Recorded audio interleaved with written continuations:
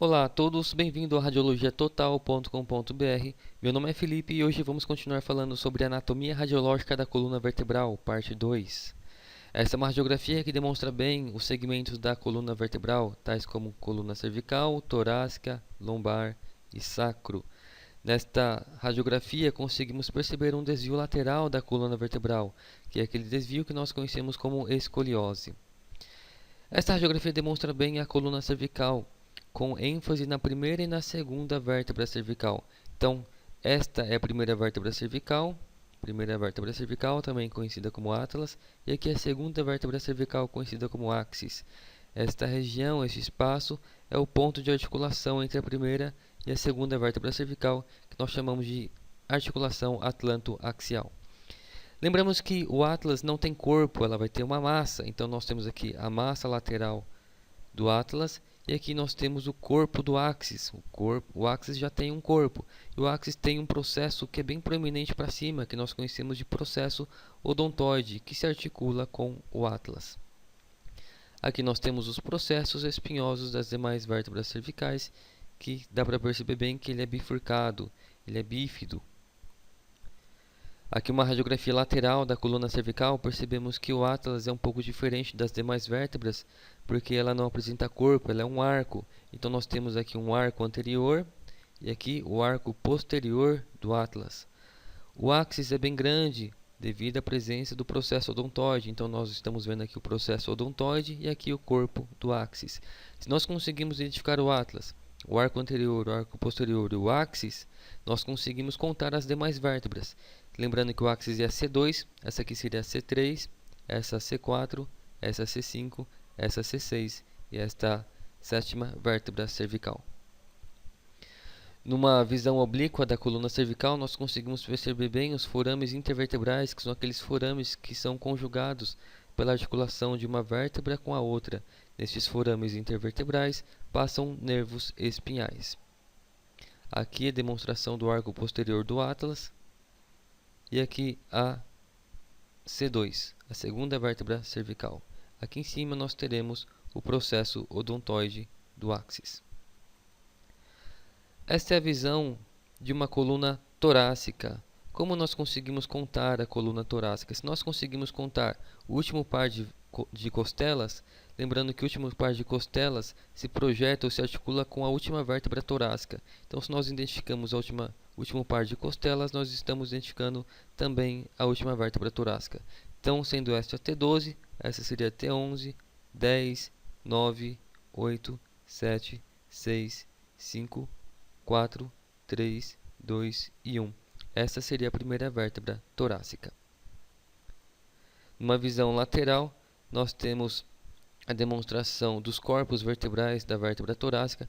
Esses espaços que se formam entre uma vértebra e outra é o espaço discal, que contém o disco intervertebral. Aqui nós temos a demonstração dos forames intervertebrais, por onde passam nervos espinhais. E aqui a demonstração do pedículo. Então nós temos aqui um pedículo, aqui outro pedículo, aqui mais um pedículo de cada vértebra torácica.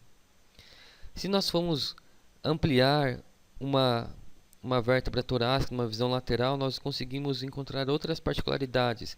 Então, esta face aqui seria a face intervertebral superior. Se esta é a face intervertebral superior, aqui embaixo nós teremos a face intervertebral inferior. Aqui nós temos na pontinha uma epífise anular superior. Se esta é a epífise anular superior, aqui embaixo nós temos a epífise anular inferior. Aqui a demonstração do pedículo da vértebra e aqui o forame intervertebral bem demonstrado nesta imagem. E aqui o espaço discal.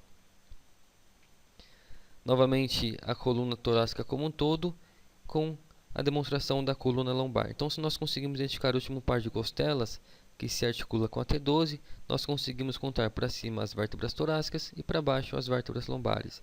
Então, se essa aqui é a T12, essa aqui seria L1, L2, L3, L4 e L5. 5 vértebras lombares. Aqui numa visão em perfil da vértebra da coluna lombar e torácica, lembrando que a coluna lombar termina na L5 e já começa o sacro. Se nós conseguimos identificar o sacro, nós conseguimos contar as vértebras lombares também. Então, se esse aqui é o sacro, esse aqui seria L5, L4, L3, L2 e L1. Isso aqui já seria T12. Aqui nós temos a demonstração do pedículo, pedículo da vértebra lombar, pedículo de outra vértebra lombar e os forames intervertebrais, que são espaços por onde passam nervos espinhais.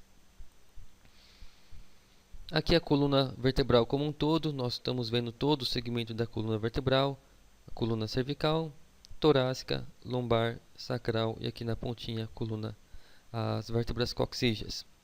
Lembrando que nós temos curvaturas que são normais, essa seria uma curvatura normal da coluna lombar chamada de lordose e aqui uma curvatura normal da coluna torácica chamada de cifose. Temos também a lordose cervical.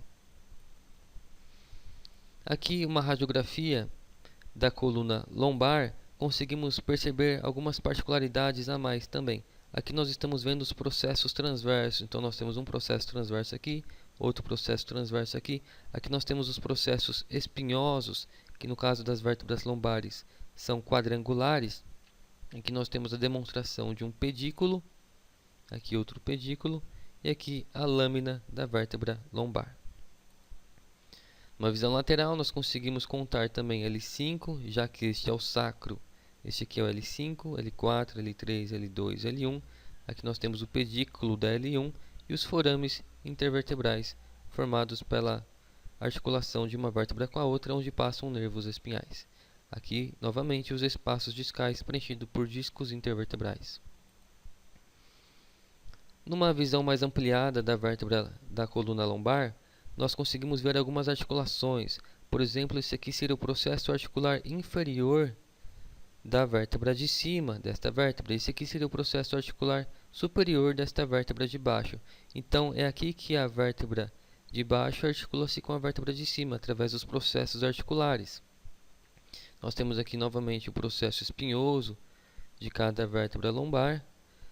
Aqui nós temos a demonstração evidente dos processos transversos. Aqui o pedículo e aqui a lâmina. Novamente, uma visão mais ampliada da coluna lombar, o corpo da vértebra, os pedículos e os forames intervertebrais. Aqui demonstrando muito bem o ponto de articulação entre uma vértebra e outra. Aqui nós temos o processo articular superior e o processo articular inferior desta vértebra de cima. Este processo articular superior é desta vértebra de baixo. Numa visão oblíqua da coluna lombar, nós conseguimos ver uma espécie de animais nesta vértebra. Nós estamos vendo vários cachorrinhos, dá para ver bem nesta radiografia, né? Então esse seria o nariz, a orelha, o nariz do cachorro, as patinhas do cachorro. O que nós conseguimos avaliar e analisar nesta radiografia? Aqui nós teremos o processo articular inferior da vértebra de cima. E aqui nós teremos o processo articular superior desta vértebra de baixo. Aqui nós temos o processo transverso e aqui o pedículo da vértebra. Aqui demonstrando de uma forma oblíqua os arcos costais. Aqui uma visão do sacro, lembrando que o sacro são vértebras fundidas. Aqui nós estamos vendo bem os forames sacrais de um lado e do outro. E aqui a articulação sacro-ilíaca, lembrando que nos forames sacrais vão passar nervos espinhais que saem dos últimos segmentos medulares da medula raquidiana. E aqui a quinta vértebra lombar e seu processo espinhoso, com seu processo transverso sempre se projetando para as laterais. Aqui uma visão da coluna lombar e também do sacro. Aqui nós temos S1, essa seria S2, e aqui esse espaço que se forma posteriormente ao sacro é o canal sacral, que é onde passa a cauda equina. Então nós temos aqui a passagem da cauda equina pelo forame ou pelo canal vertebral e também continuando pelo canal sacral. Bom, acessem radiologiatotal.com.br, faça seus pedidos de videoaula, deixe seus comentários, envie seus artigos.